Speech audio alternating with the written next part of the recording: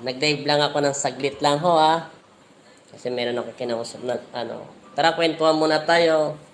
God bless all po sa lahat. Saglit lang mahal. Hmm. Hmm. Mag-live lang ako isang oras lang. Paano lang ako ng kinain ko? Saglit lang. Mega mega shoutout po dyan sa mga nanonood dyan kay Apo Andy. Nag-live lang ako ng isang oras lang. Pasensya na kayo, nakaraan araw nag-live ako. Wala po kasi ako wifi kaya naubusan pala ako ng load. Mega mega shoutout po sa mga nanonood dyan at maraming salamat po sa nagsusuporta sa todo support sa mga nanonood sa akin sa YouTube channel. Maraming salamat po sa inyong lahat at God bless all po pala sa mga nanonood dyan. Sa Toronto, Canada, mega mega shoutout dyan kay Ate Servant, kay Ate Christina Malong. At ganun din sa Saudi, marami palang nanonood dyan. UAE, basta sa ibang bansa. Saudi, maraming salamat po dyan. May mega shoutout lang ako. Tapos kay Christian sa Alaska, mega mega shoutout. America, mega mega shoutout. New York, mega mega shoutout din po pala. Good evening po ako, Andrin from Ordaneta, Pangasinan. Alicia Punenta. Sorry po. Alicia, mega mega shout po, Pangasinan po. Maraming salamat at ganun din po kay Jason. Mega mega shoutout rin dyan sa New York po. Sa Japan. At nag-live lang ako ng konti at bukas po magsisimba po tayo. Kung may nagtatanong kung bakit yung in-upload kong video hindi ko masyadong sinaktan. Pag ganyan po sa personal, hindi ko na po yan masyadong ini-entertainer. Kung bakit po walang boses yung 1/4, kung paano rin yung video simula sa umpisa hanggang sa dulo, maunawaan mo kung bakit hindi ako nagtanong. Sinagot ko na yan dito para malaman nyo. Para malaman din po ng ibang tao. Kasi po, mahirap po maging judgmental. Mahirap din po na ang kapangyarihan ng ipinagkakalob ng Panginoong Kristo ay maging madahas ka. Kasi pag madahas ka sa binibigay ng ng kapangyarihan ng Panginoong Kristo, may bago pa pala kayong upload. Marami pa akong ginamot na hindi ko pa na-upload, bukas na lang. At sa taga Nueva Ecija pala dyan, mega mega shoutout po, marami pa lang nanonood sa akin dyan. Nueva Ecija, Gapan. May ginamot pala ang pong Nazareno dyan kahapon. Hindi ko pa pala na-upload yung video nila, tinatanong sa akin. Kasi nabisi ako kanina sa paggagamot. Yan, yung in-upload ko kanina ko lang po yung ginamot.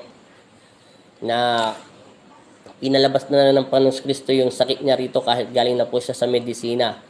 Meron po yan dito daw na lagi daw barado yung ilong niya at saka yung leg niya para daw may lumulobo pag gabi-gabi. At hindi ko po kasi kayang husgahan yung taong nasa loob ng katawan niya kasi personal po yan away. Ang akin lang ay kapayapaan at pag-ibig ang dapat maghari sa akin at wala po akong pwedeng kampihan doon kasi may personal din silang galit sa isa't isa. Magandang gabi po. Magandang gabi rin po, Red Venus. Kaya kung minsan nagtatanong kayo sa akin kung bakit hindi ko agad tinatapos ang mga mangkukulam. Kaya ako tinanggap ang aking kapangyarihan, hindi parang pansarili ko lamang. Tinanggap ko to dahil ang gusto ko, kung po pwede pang gawa ng paraan ang mga mangkukulam ay pagbaguhin. Kasi kung dadaanin mo rin po sila sa dahas, minsan napapasama ang isang manggagamot. Bakit kamo? Oo, nakalagay sa Bible na patahin lahat ng mangkukulam. Dapat tinanong mo muna kung paano siya naging masama. Kasi kung walang utos ang aking ama, hindi ko magawa. Kung akong susunod din ko sarili ko, tinapos ko na para wala nang tanong-tanong. Kasi minsan may nagtatanong sa akin yan. Hindi ko po yung masabi, tapusin, bakit kamo? May puso pa rin sila, may damdamin at pakiramdam. Kung hindi ko yung tinatapos, may ginagawa po ako. Hindi ko na po sinasabi sa upload ng video ko yung may ginagawa po ako. Sineselyuhan ko na lang po yung pasyente, tapos ang ginagawa ko po, hindi ko na po yung pinapapasok sa kanila. At nililigaw ko po yung mga mangkukulam para hindi na po nila mapuntahan at balikan yung taong pasyente. At wala pa naman akong pasyenteng binabalik-balikan ng mga pasyente. Kasi nagdadala po sila ng pasyente sa akin at gumagaling sila at naibawasan ang kanilang karamdaman. Liban lang po sinabi ng aking ama na bumalik siya, automatic, tanggal na yung mangkukulam o tanggal naman nakasapi kasi meron po siyang dasal sa loob ng katawan niya na kailangan malusaw sa tubig. Kasi pag dinamit mo sa dahas yung kapangyarihan na pinagkaloob sa'yo ng Panginoon Kristo at pinapatay mo agad sila, mahihirapan ka huli ng mga mangkukulam. Bakit ka mo? Alam ng mga mangkukulam na papatayin mo sila. At wala naman may kleng-kleng ang tao magpapahuli para patayin mo siya. Gagawa siya ng paraan para makawala siya. Yan ang sinasabi sa akin ng inang Salome ko. Ang kapangyarihan ay dapat gamitin sa kabutihan. Hindi mo pwedeng gamitin sa dahas upang matalo mo ang iyong kalaban at wala siyang makitang kahinaan sa iyo at hindi niya kanya mababasa. Kasi pag nalaman nyo, pag kayo natuto na sa paggagamot at sanay na kayo maggamot sa mga espiritual, maunawaan nyo ang aking sinasabi. Makontento sa kapangyarihan at huwag maging sakim. Kasi pag ang kapangyarihan ay nakakasama, pag sumusobra-sobra tayo rito.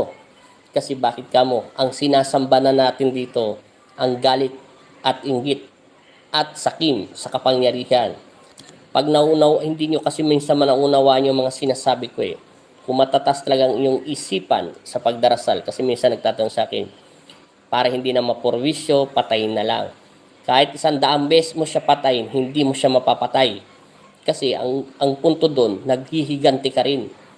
Hinasa ngayon na mo, dapat maging payapa ang iyong kaluluwa. Kaya mababagabag ang isang tao. Tama po naman yan ang dakila talaga ang Diyos. Tama. Dahil ang Diyos lang may karapatan na humusga at pumatay sa kanyang anak dahil pag-aari ito ng Panginoon Kristo. O pwede pang baguhin. Wala pa naman bumabalik sa akin pasyente na binalikan ulit ng mangkukulam. At sila naman po ang nagdadala ng pasyente rito at sinasabi naman nila na naibawasan ang kanilang karamdaman at kailanman na hindi na sila binalikan. Pag lalo ko pong nakakausap na po, pag nakakausap ko, hindi po sila nakakabalik. Hindi po naman nangyayari sa akin yon. Dahil wala pa ho bumabalik sa akin na ganyan. Kasi nalalaman ko rin sila. Tinatanong ko kung kanino kagaling sa ganito binigay. Kamusta na siya? At minsan nagtitext po yan sa akin, tumatawag po sa akin na magaling na po sila. Hindi ko pa naman nababalita ng pasyente ko na bumalik at binalik-balikan siya ng mga mangkukulam. Hindi pa. Kahit personal pong galit, wala pang nangyayari sa akin yun. Pag bumalik yun, ay kasi tinatakot ko siya sa spiritual niya. Minsan, kung naririnig niyo ako, pag bumalik ka sa kanya, hindi mo pa mararanasan ang hindi mo pa nararanasan sa tanan ng buhay mo. Kung gaano kahirap ang ginawa mo rito, gagawin ko 10 beses ang balik sa iyo.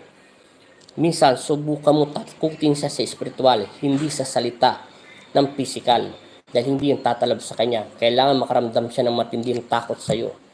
Yung takot na may konting pagmamahal upang mapawi ang kanyang kasamaan sa kanyang puso. Ganun po ang paggagamot sa espiritual. Kaya yung mga nanonood sa akin minsan, kasi ang Diyos ang nagbibigay na sa akin ng pasyente. Kasi kung akong masusunod, pinitepo ko na sana sila. Pero naisip ko to sa taktika sa paggagamot. Sa dami kong minsan na pag nandun ako sa bayaw, kung may wifi sila, pinapanood ko lahat ng ibang mga manggagamot na medyo umaangat na po ang ratings nila sa YouTube o sa Facebook page. Inuhusgahan agad nila. Tinatapos agad nila.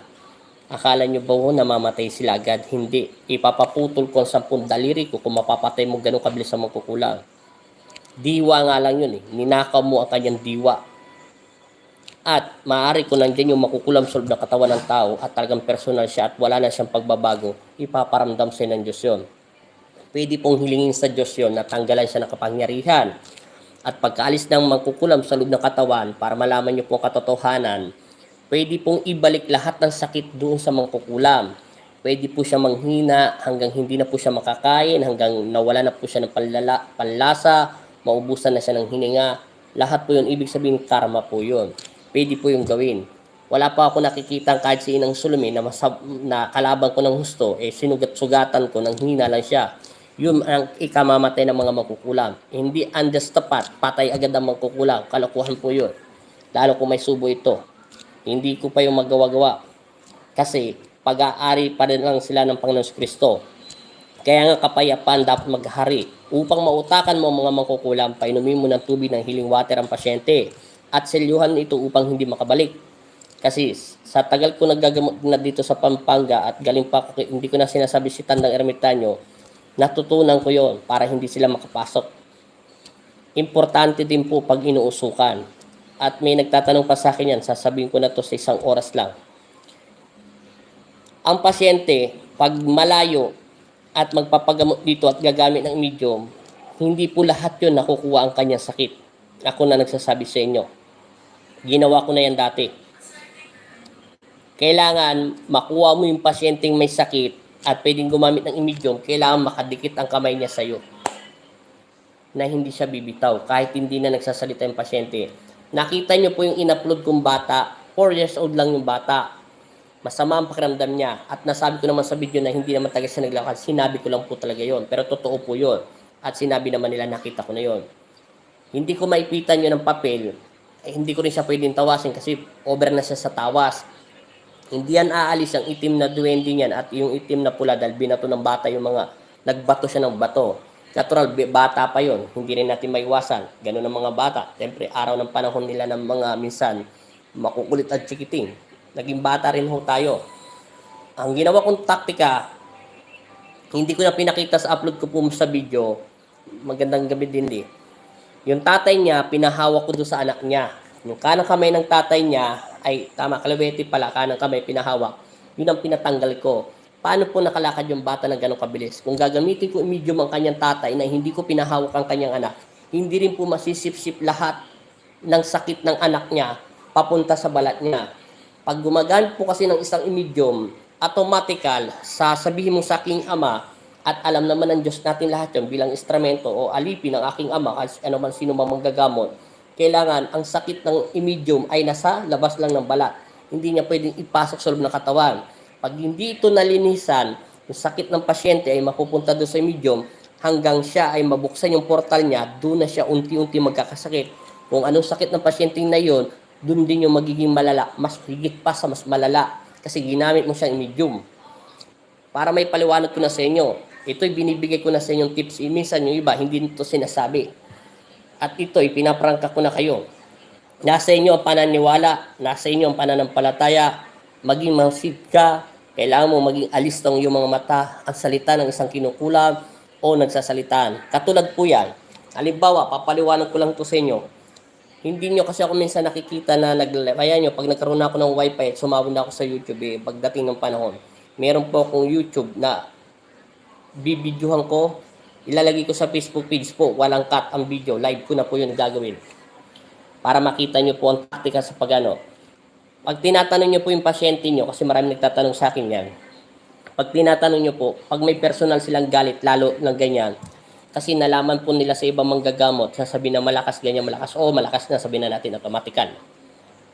At sinabi niya, nangungulam sa kanya, kapitbahay niya, etc., etc., hindi mahuli-huli. Kasi, nandun na yung tendency, yung galit mo sa kapitbahay mo, kung kanino ka mang galit, etc. Pag sinalang mo yun pa rin ang papasok doon. Kaya nga hindi po nawawala yung sakit niya dahil nandun yung galit ng puso niya. Ilalabas ng kanyang bibig at tutuksoin siya ni Satanas yung kapitbahay mo na nanakit. Dapat ang pag may ganun kayo at nakuha sa yung pasyente yung ganun, alisin niyo muna po ang galit sa inyong puso upang matulungan tayo ng Diyos. Nawang kapayapaan muna po ang maghari sa ating buhay. Hayaan niyo po ang ating Ama ang magsabi ng pawang katotohanan dahil hindi naman tayo ipapahamak. Bakit kamo? Huwag niyo pong isipin ang kapitbahay mo ang nangungulam sa iyo. Kasi kung yun ang sinabi, kung yun talagang inilabas ng Diyos, paniniwalaan ko na at totoo na po. Kasi galing na po kayo sa ibang medisina, bakit balik-balik pa rin yung sakit nyo? O galing na kayo sa manggagamot? Kasi maraming beses na po nangyayari yan dito sa akin. Yung pala, hindi naman pala kaibigan at kumpare, kamag-anak, etc. Kung hindi, nagkakaroon sila ng kaaway sa matatagal nilang kaaway na hindi na nila matandaan. Doon sila po nagbabago at nakakaramdam ng iwasan ng kanilang karamdaman sakit. Sinasabi ko lang po yan sa mga pasyente ko. Katulad yung pasyente ko kanina, may personal siyang galit. May personal silang galit. O totoo, kinukulam siya kasi galing na siya sa maggagamot, in-interview ko na pero puro hilot-hilot lang. Pero hindi niya yun naalala. Wala siyang alam doon na automatic na kinukulam siya ng babaeng yun. Kusang lumabas sa bibig niya at tinanong ko yun, wala siyang maalala. Ang alam niya lang daw, sumusobra daw liwanag, nakakasilaw. Ipinakita lang ng Diyos para ipinasuka lang yung mga sakit dahil hindi ko rin po pwedeng pinsalain yung babae yun dahil may kasalanan din po siya at may kasalanan din po yung babae. Kailangan lang po nasa gitna ka. Hindi ko naman pwede pong kampihan yun at hindi ko rin naman po pwede kampihan yung iba kong pasyente. Kasi kung sa paggagamot, kailangan nyo po matinding pag-iisip. Kailangan kayo ang laging, para kayong judge doon. May dalawang abogado sa harapan nyo at pinagtatanggol niya ang bawat isa. Hindi ka pwedeng kumampi basta't kanino-kanino. Kaya nga kapayapaan ang dapat maghari sa ating buhay. At kung gagamit man ng medium na nagtatanong sa akin yan, hindi uubra basta-basta magaling ang pasyente. Kung gagamitin mo ako gagamitin ako ng medium. Papapasukin ko yung kapatid ko nandun. Papasok sa akin. Kung kinagkwentuhan kaming dalawa na may nangungulam sa kanya, di sasabihin ko sa bibig ko, ang kumukulam sa akin, si ganito, si Emily, ganyan, nangungulam sa akin, ganyan. Kasi nakukwentuhan niya na. Kailangan po, Happy Sunday po, hindi. Mega shoutout din kay Ate Cervantes. Ganyan po ang ibig kong sabihin. Hayaan mo ang Diyos ang magsabi. Naalala niyo po yung ginamot na bata, paulit-ulit ko sinasabi yon. Hindi ko lang pinakita na pinahawak ko yung anak niya sa kamay niya. Kasi yung bata, hindi po siya nakakalakad. Kung bakit hindi siya nakalakad? Dahil sinabi na sa akin ng mga anghel ko, siya ay ng bato. Totoo naman yung lumabas sa tawas. Kaso, pinapakita lang ng tawas. Hindi na makakayanin kasi dalawa. Isang itim at isang puti. Kaya sabi ko, di ba hindi, biniro ko lang, alam ko naman na hindi nakakalakad yung bata. Pinagdikit ko lang yun sa tatay. Para sipsipin lahat ng sakit doon sa anak niya at ilipat sa tatay para yung tatay siya na magkakalas ng sakit ng naramdaman niya. Yun po ang sinasabing medium. Kung gagamit ka po ng medium, nagtatanong sa akin yan, pinaprangka ko na kayo. Hindi lahat makukuha po ang sakit, maniwala kay sa akin. Paniwalaan niyo po ang sinasabi ko. Katotohanan lang ang sinasabi ko. Alam niyo po ang buhay ko. Wala akong kayang ipagmalaki sa inyo. Hindi ako nakapag-aral. At pangalawa, gifted lang to sa akin ang Pong Nazareno at hindi ko po pwedeng iangat at hindi ko po to dagdagan. Kailangan pawang katotohanan nga. Kaya nga ako naggamot kasi ang gusto ko yung katotohanan lamang. Gusto ko yung totoong nangyayari at ayaw ko po naggagawa ng kwento. Kasi kaya, paano mo makukuha ang kapangyarihan mo? Kaya nga napag-aralan ko yung sinabi ni Nong Slumi. Kaya mahilig ako makinig sa mga matatandang manggagamot. Pinag-aaralan ko ang mga sinasabi nila. Sinasabi lang nila, kung magiging hangad ka sa iyong kapangyarihan at magiging sakim ka, hindi ito magiging masaya. At pangalawa, mapapahamak ka lang dahil sa kapangyarihan na ito. Dapat manutawi sa iyo ang kapayapaan at pag-ibig ng Diyos. Ganyan sa paggagamot sa espiritual. Minsan, hindi mo alam, nakakasama ka na. At hindi mo rin alam yung kapangyarihan na hindi mo na rin makontrol. Lalo kung may subukan nito at hindi mo na ito makontrol. At lalo kung may mga medalyon ka. Kasi yan ay mga sagrado. Hindi ka dapat magpaibabaw sa kanila. Hindi bagkos ang Diyos ang umibabaw sa iyo at sumunod ka sa Panginoon Kristo. Kaya nagtataka lang sa akin yung iba kong pasyente, bakit mabilis ko madampot yung hindi madampot-dampot? Kasi sabi ko lang sa sarili ko at sinasabi ko, dahil araw-araw man akong hindi nakakagawa ng kasalanan o nakakagawa ng kasalanan, lagi ko sinasabi sa akin sarili ng Panginoon, lagi mo kong gabayan. Kung naman pong nagagawang kasalanan, ay patawarin niyo po ako. Dahil tao lang ako, nagagalit at hindi dapat ito manutawi sa akin, dapat makaalis to sa aking puso. Kasi kung puro pagiganti lang gagawin mo at gusto mo patayin lahat ng mga makukulam, ubusin mo hanggang mag-ubusin mo ng ubusin, hindi mo sila maubos. Demonyo nga yun Sumasanib yun sa mga taong kulang sa pananampalataya at tinuruan ni Satanas na magalit at mainggit. Paano nyo po matatalo yun? Dahil sa salita at pag-ibig ng Diyos. Yung mga nagtatanong po sa akin yan, pinapaliwanag ko lang po sa inyo yan. Cesar Caballero, mega shoutout po. Yun lang po ang sinasabi ko sa inyo. Marami nagtatanong yan, sinasabi ko lang sa inyo katotohanan. Pag gagamit ka ng medium, sinasabi ko na po sa inyo totoo yun. Dahil marami nagtatanong sa akin yan. Hindi po yung obra. Katulad yan sa may Balayang, Batangas. Marami pong gusto magpagamot yan dito. Tumawag kanina sa akin, may tumawag pa sa akin ibang bansa. Mag-isa rin daw siya dati manggagamot. Ang dami niya na daw pinuntang manggagamot sa Batangas. Alam niyo po, may sikat na manggagamot sa Batangas, di ba? Hindi ko na po pwedeng sabihin yun. Idol po yun ni yung sumalakit daw ang kaluluwa ni Arturo Solon. Idol niya po yun dahil dati, napanood ko na po siya dati, na interview po siya ng Channel 7. Yun po ay marami po yun. At meron pa ulit sa Batangas. Sinabi ko, manggagamot pa lang yung ina, bakit pa siya magpapagamot sa isang hamak ko? Marami daw siyang pinunod at pinagamutan dahil baka bumalik lahat yung sakit na ginamot niya, bumalik sa kanya. Babae ito, 55 years pa lang mahigit, wala pang 60. Gusto nila pumunta rito. Tinuro daw niya yung mukha ko doon sa Facebook, sa YouTube channel.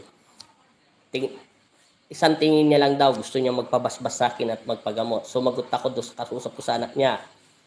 Kung kapalaran ng aking ama na makita ko siya at magkita kaming dalawa, gagawin kong lahat para mawala yung sakit niyang pangangati sa katawan niya o lahat ng sakit na tinawas niya o ginamot niya bumalik sa kanyang katawan. O pwede po yun. Tapos meron naman kong tumawag sa Batangas na gusto rin nila magpagamot. Galing na rin po sila sa ibang manggagamot. Kaya sinasabi ko nga, malayo kasi ako nasa Pampanga. Po pwede po kayong pumunta, nasa sa inyo na po. Kasi meron pong ginagamot na taga Lemery, Batangas. Nasa inyo po. Ang kapalaran ng Panginoon Kristo na kayo ay magpagamot dito, walang problema. Yan ang sinasabi ko sa inyo. Masarap maggamot. Sobrang sarap maggamot at tumulong sa kapwa.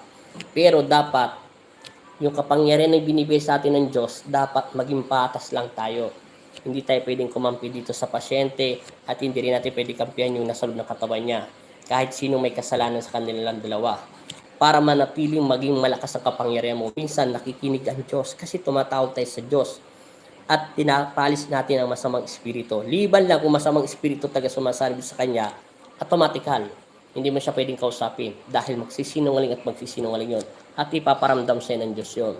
Paano bubukas yung third eye mo? Ipapakita ng Diyos yun sa iyong isipan kung bakit na yun ay masamang espiritu at hindi tumitibok ang puso mo, nagsisinungaling siya. O pwede po yun. Ginagawa ng ating Ama yun lahat dahil nananalangin ka sa Kanya. Kaya maraming tanong sa akin yan, maraming tumatawag sa akin. Yung tenga ko na nga sumusunod-sunod na yung kakatik-tik ng tenga ko. Pero masaya pa rin ako dahil kung hindi dahil sa inyo, hindi nyo po nasishare lahat ng video ko. Kung hindi dahil sa inyo, siguro nagdadrive pa rin ako ng jeep. O ewan, basta yun pa rin ang trabaho ko. At kung hindi dahil sa inyo, tumataas po ang ratings ng YouTube channel ko. Tumataas din po yung viewers, hindi po yung viewers, yung subscriber ko at saka tumataas din po yung ratings ko sa monetize. Umaabot po yun sa sobrang dami nanood pala sa akin ibang bansa. Ang daming tumatawag dito sa akin. Puro ibang bansa po. Sa dami daw nila pinapanood, kakaiba daw at simpleng-simple lang. Kasi ang gusto ko lang naman taga sa paggagamot dati, simple lang na makita at makausap ko lang yung mga makukulam at malaman ko ang kakayahan nila. Parang ang paggagamot lang sa akin dati, gusto ko lang makita kung anong dapat mangyari. Maggamot pala po, Jonathan, yun lang po. Mega shoutout din po. Kaya kung alam nyo lang, pag natutunan nyo maggamot sa lood, katulad ni Jonathan, katulad yan Lily, gusto niya matuto, marami pa. Kung gusto nyo matuto sa paggagamot, maging cool lang kayo. Maging tama lang ang dapat gagawin nyo. Hindi kayo pwedeng humusga dahil tao lang tayo. Hindi rin natin alam kung bakit nagnanakit ang mga kukulam. Diba meron po ako nakalaban ng mga kukulam. Tumanggap siya ng pera dahil wala po silang makain dahil nagkaroon tayo ng pandemic. Pero isipin nyo po, yung pasyenteng yun ay bumalik at nagbigay ng pasyente. Nakikita nyo po, pinapalayas ko lang sila ng maluwalhati. Pero hindi nila alam kung bakit po sila hindi makabalik. Wala pang bumabalik sa akin ganong pasyente, awa ng Diyos. Siniselyuhan ko yun. Pinapainom ko ng tubig. Tapos tinuturuan ko ang pasyente kong manalangin. At sinasabi kong maniwala kayo, makikinig ang aking Ama, ang Panginoon nating lahat. Huwag kayong matakot. Huwag kayong hinayang na tumawag sa Diyos dahil pag siyang nagbigay, walang imposible. Dahil ang Panginoon ay laging nasa puso natin. Hindi pa naman bumabalik ang pasyente ko na binalikan ng mga makukulang. Kasi siniselyuhan po yun na maigi. Pagkatapos selyuhan, tinatawas pa yan. Pagkatapos tawasan, dinadasalan pa. Ganyan po, para hindi po makapasok ang makukulang. Liba lang talaga kung matigas ang ulo na nag-uutos sa kanya, kukuha na naman siya ng panibagong makukulang. Pag bumalik at nagbigay po ulit siya, alam na po ang dapat gawin. parusahan na yung nag-uutos. Ibalik lahat 10 beses ang sakit. Pero mararamdaman mo naman po yung kung talagang babalik siya. Pag hindi, diyan, dapat lang ang gawin mo ay selyuhan lang. At turuan yung pasyente, huwag magalit sa taong yun. Dahil hayaan mo karmahin siya. Pag nangyari yun, mananalo kayo sa kalaban. Lagi ko sinasabi sa pasyente ko yan, katulad yung kaninang pasyente ko, hindi nyo na po ako narinig na nagsalita. At meron po akong boss na tinanggal doon. Kasi personal po nilang galit. Hindi ko po siya pwedeng sang-ayunan. Pero wala po siyang alam sa sinasabi niya, totoo yun.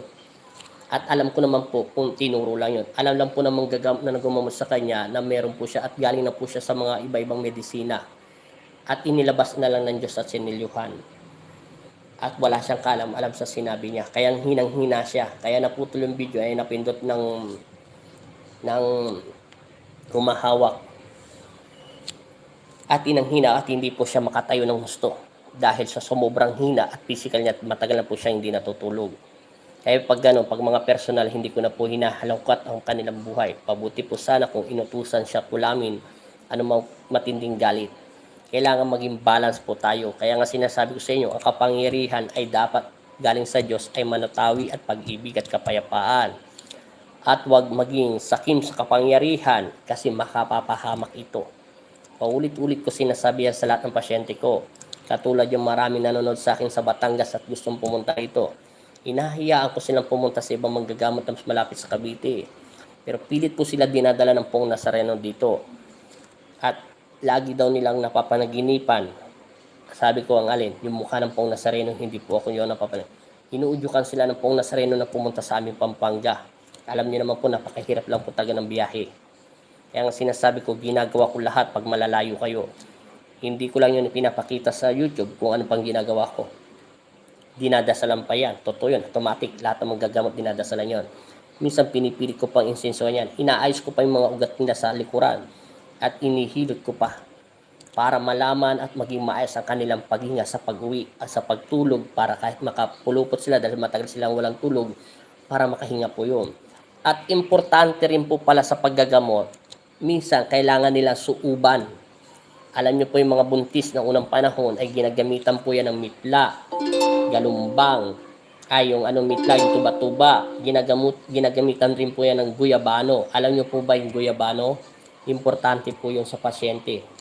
Yung guyabano po, Padilyo, mega shoutout. Yung guyabano po, gamot po yun sa mga namamagang muscle. Yung araw-araw ka nagtatrabaho at namamagana yung mga muscle mo.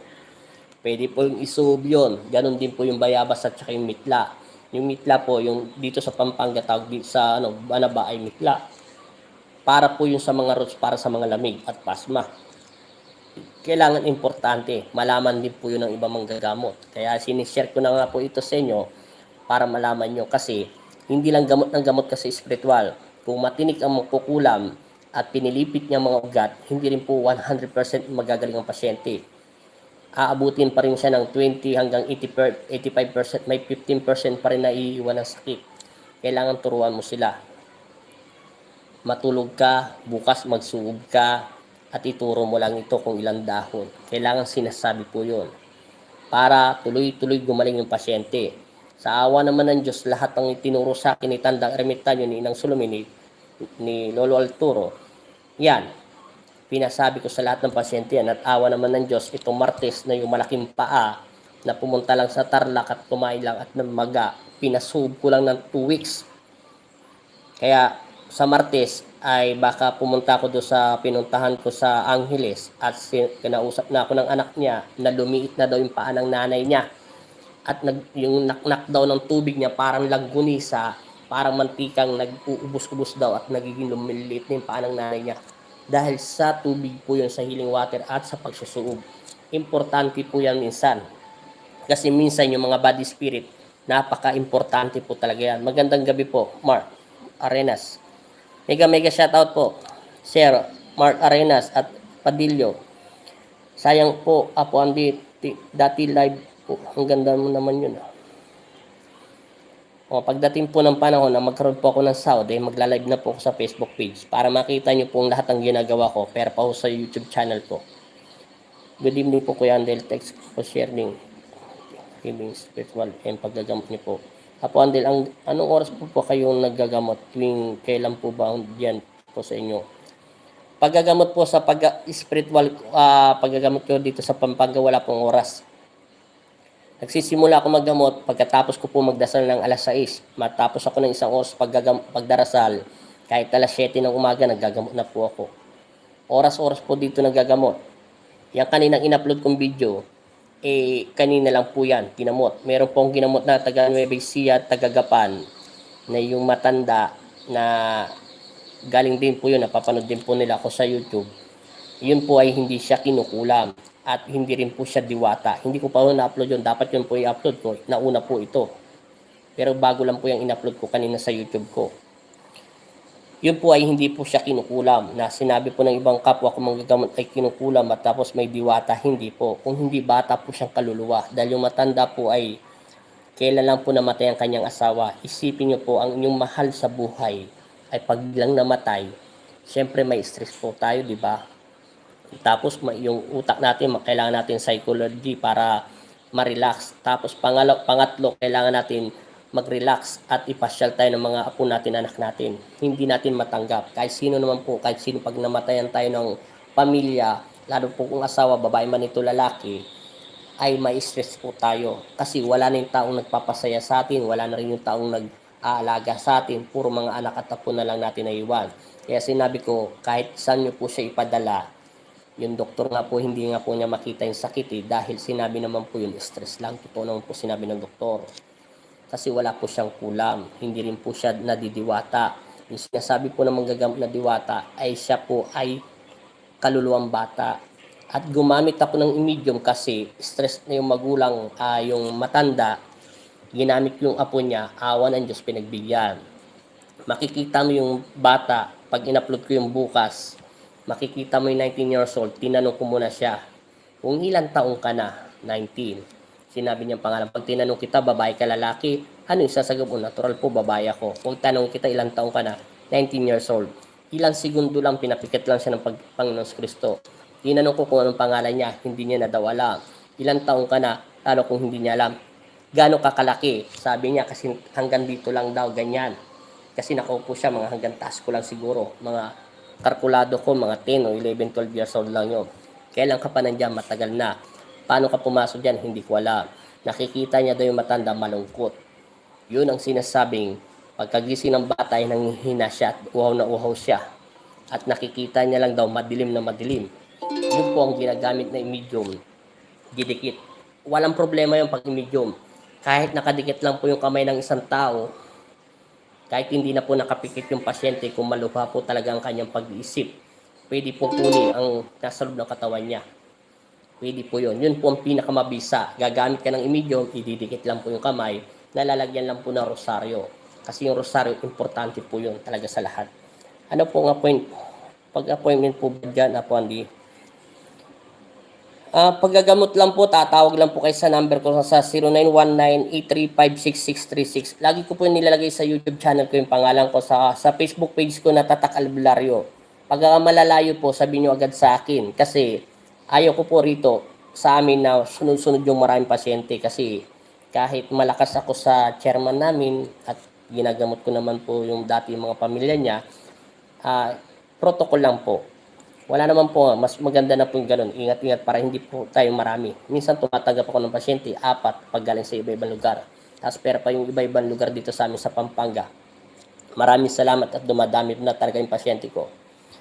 At maraming salamat din po sa inyo. Yun po, tatawag lang po kayo para alam ko po na may darating at kakausapin niyo po ako sa number ko at tatanong ko kayo sa Facebook page ko kung ano pong history ng sakit ng pasyente, kung ilang taon na po ito, kung nagpagamot na po ito sa medisina, ilang beses na po ito pumunta sa doktor, at ilang manggagamot na pong umawak sa kanya, ano pong sabi ng findings ng doktor at findings ng mga manggagamot. Kailangan ko po malaman lahat ng detalye. Para sunod, alam ko na po ang gagawin ko. At pagdating po ng pasyente yan dito, basta't huwag niyo pong kakalimutan na magdala ng tubig na 6 liters o 1 liters para po yun ay tubig. Dadasalan po yun ng pinakamataas na antas na dasal para po sa pag-inom nyo at pampaligo. Importante po yun. At kung malala naman po ang pasyente, talagang minsan napipilitan akong magpa-service sa malayo. Tapos yung tubig po yun po ang gagamitin sa kanya sa pag-inom at pagpaligo rin po kasama na po yun. May araw po yun binibigyan ng Diyos, pinakamatagal lang yun po ay 1 buwan pag malala ang pasyente. Pero awa naman ng Diyos, lahat naman po sila ay gumagaling po. Magandang gabi po. Ikaw, Andiel, God bless po. Magandang gabi po. Magandang gabi po. Saan po papunta yung spiritual na tao pag may kasanib o sa katawan niya? Teka lang po, sasagutin ko po yan. Padilyo. Kuya Andel, okay lang po ba yung rosary na ipinapabasbasan sa pari po na gumagamit ng medium ko po sa laman? Pwede yan, Lee. Kahit anong rosaryo, kahit nga itong rosaryo nito, galing nito sa simbahan o sa Quiapo, meron pa. Basta ilagay mo lang sa kamay. Ito kamay niya, kamay ng pasyente, parang ito na, dalawa. Nakaganyan lang. Basta kunyari yan, kamay nila, magkapasok yan, pasok. Ilalagay lang yan ganyan. Importante kasi ang rosaryo, kasi bakit ko nasabi to? Bakit ako pinabili ng Pong Nazareno nito na nakasakay na ako sa bus? At dinala niya ako sa panaginip at nakatulala ako sa langit. Naunawaan ko na. Ang rosaryo ay pinaka-importante. Kahit binasbasan ng pari, kahit hindi nabasbasan ng pari, basta nalubluban ng holy water, o pwede po siya. O mas maganda talaga nabasbasan ng pari, maganda. O kahit nabasbasan to ng kapwa mo manggagamot na mahusay sa paggagano, pwede. Walang problema yun. Importante, gagamitin medium. Kahit hindi mo mapapikit yung pasyente at ayaw niyang pumikit, walang problema. Basta't yung iipitan lang ng papel. Papel man gamitin, stick man gamitin, balahibo ng manok o ano pang manok ang gamitin, basta't balahibo, kung ano man, siya lang ang nakapikit. Itatranslate lang yung sakit doon, tatanungin mo lang yung pangalan ng gagamitin ni medium at tatanungin mo lang yung may pasyente na hindi makapikit. Kaya nakahiga man siya. Siya maglilinis, pagkatapos lilinisin niya rin ang sarili niya. Apo Andy, saan po pupunta yung mga spiritual na tao pag may nakasanib na sa katawan niya? Yung spiritual ng tao, pag may nakasanib po, dalawa lang po yan. Kunyari ako, sinaniban ako ng masamang espiritu. May nakukulam sa akin. Ang espiritu ko po ay wala dyan sa aking katawan. Kaya po mabilis siya nanghihina. Una po yun. Pangalawa po, yung espiritu ko po ay umaalis sa aking katawan at tinataboy ng masamang nagdarasal sa akin. Nandiyan lang yan sa tabi. Hindi po ako basta makapasok sa aking katawan, nanghihina po ako. At ibang katawan yun na sa loob ng katawan ko kaya mabigat. Hindi ko makontrol. Pero kung meron kang protection sa katawan, hindi ka niya kayang palayasin. Pero, pwede rin po yung makontra. Pag nagdarasal yung tao pag gising, pero pag gabi, pag tulog siya, umaalis yung spirit natin, tinutulak niya, at bumibigat ang pakaramdam nyo. Nasa ibang taktika po sa pangkukulam nun. Depende rin po yun. Pero nandiyan lang po yun, yung katawan ng espiritu natin. Hindi po siya pwedeng lumayas ng gusto. Pero, meron pong isang diwa na sinabi ni Maria Santos, Ninang Maria Santos sa akin, naalala ko ito eh. Yung isang espiritu mo, pag tumapat ka sa araw, wala kang anino, yun po ang napakahirap gamutin. Alam niyo bakit? Wala po siyang anino. Pero tao siya, buhay. May nagdarasal, kinuha po ang kanyang anino. Tapos, matindi po pinsala na nararamdaman niya sa sakit. Pwede pong gawin ng lahat ng bagay. At meron pa pala akong sasabihin sa inyo, ito mabuti na tanong niyo pa yan. Sagutin ko muna to sige. Salamat po Kuya Andel. Yung mga kapitbahay po namin kasi, Kuya, marami daw po siyang nararamdaman lagi masakit ng ulo at pati ng hilot. Hindi daw po makatulog. Kaya, okay, salamat. Pwede yun. Meron ito, sasabihin ko rin pala sa inyo. Totoo ito. Naalala niyo po yung bigiran, yung mga taong nawawala sa Samar. Di ba po napanood niyo na po yun dati sa Samar sa Jessica Soho? Napanood ko sa YouTube yun eh. Isang araw. Totoo po yun. May tao sa mundo na hindi siya tao. Nag-aanyo lang siya ng tao. Pwede pong duwende, pwede pong engkanto, pwede pong aswang, pwede pong maligno. Totoo po yun. Kasi may iba pong dimensyon ng mundo natin na mahirap ipaliwanag. Totoo po yun. Naniniwala po ako. Dati hindi ako naniniwala. Yung natuto po akong maggamot, ay hindi pa ako natuto maggamot. Magsisimula pa lang. Nasa kalahati pa lang ako. Doon ko napatunayan na totoo. Kasi akong taong hindi basta naniniwala. Totoo po yun. May kanya-kanya pong dimensyon.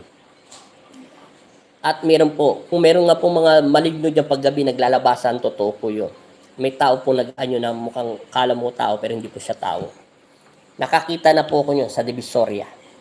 Hindi lang isang beses. Tao po talaga siya. Buhay na tao. Pero hindi po siya karaniwan tao. Siya po ay aswang.